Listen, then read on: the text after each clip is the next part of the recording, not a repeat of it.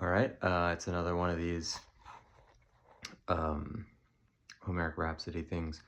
So we're doing this story of the sack of Eëtion's Thebe, and I don't know if I mentioned that on a previous one. I was pronouncing it Thebe, but I guess apparently it's pronounced Thebe. Um, we so okay. The idea here is that Eëtion, at least in my story, has 6 sons. I'm pretty sure he's supposed to have 6 sons, and I named them at one point, but I absolutely don't remember the names of any of them except for the one who I kind of characterized. And I had this thought that I should try and characterize all of them by doing it sort of like a catalog of ships for each of them. And hopefully by doing that, it would allow me to, by assigning each one like more specific details and stuff, I'd be able to remember them better. So while we have everybody, kind of lined up in front of the city ready to march, we could probably do sort of a catalog of ships in front of the city here. So let's give it a shot. Here we go.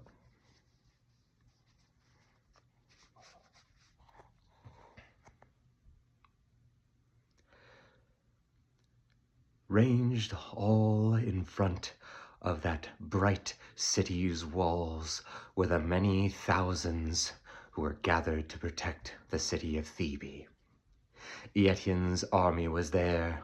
He, the Lord Commander of the entire force, had a small contingent of men from his own household that protected his person and made sure of his personal safety. He had with him 200 doughty Thebans, who were all arrayed in their splendid armor of silver-lined plate. And they had on them those heavy dendra carapaces that protected all from the neck down to the hips. And below there was armor plate as well, protecting the legs. These men were heavy and heavily armored, and had with them weighty spears, 2 in each hand, and a massive tower-like shield, which they were wont to line up in front of their persons like a wall, so that nothing could get through toward that sacred person of Eëtion the king.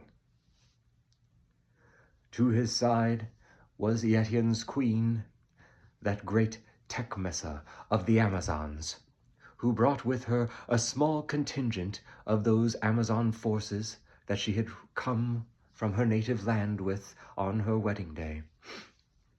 Eëtion had not gone with her to take command of her city, as was the custom, but she, in her barbarian ways, had come from the east to take up in the city of Thebe, and she had under her command a force of 50 Amazons who were like multiple men, each one of their power was, with their crested shields made of pliant wicker, and their style of sitting astride the horse with no bit, no bridle, and no saddle, but were directly on the back of the horse, not with chariot or charioteer. They could fire the bow, throw the spear, or thrust the sword from there, and unmatched were they atop a beast like this. These two had their personal forces, and under them, under the King Eëtion, were his 6 captains, each one of them a son of his own loins, though not all of them begotten by Queen Tecmessa. The first was the captain Alcon, who loved to range through his lands which he had been given by his father, that great and wise king. Alcon it was who tended the land, and who had been warned by that bright-eyed archeress Artemis of the oncoming doom of Achilles and his men. Alcon was much beloved in the city, for he was fair to all, and he had garnered great favor. He had been brought up in the ranges outside the city by not Tecmessa, but one of the other wives of Queen Eëtion, who he had was one of his liege lord's ladies, Melanippe, and Alcon, had grown up among the trees and the forests in the wild fields, and learned to tend the land.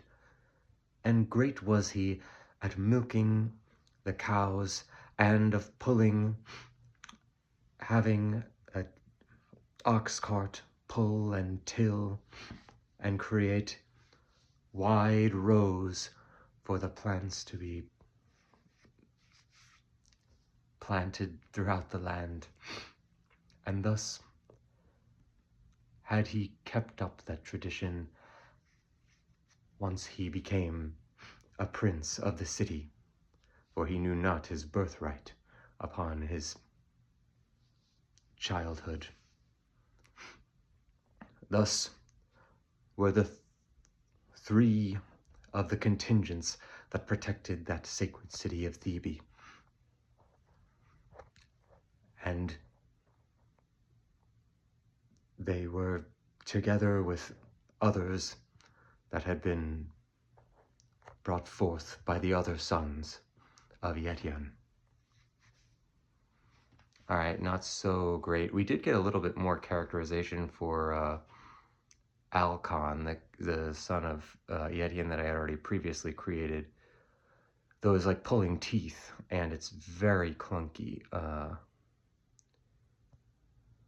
Yeah, you know, we're writing the story as we're reciting it here, and so you're not really going to get very, very nice prose when you're doing something like that. But, you know, you got to get a first draft out in order to have a second draft, and the second draft would be, you know, telling the story the next time. So, again, this is not... it's not for publication, I guess you'd call it. Though I am technically publishing every stage of this on YouTube.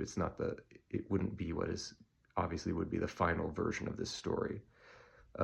When Homer would tell his story, or when other rhapsodes would tell stories, they were honed for hundreds, maybe thousands of years of being passed down. So we got a little bit of, you know, a few more revisions to go before it gets to that level. So let's just keep going with it and see what happens.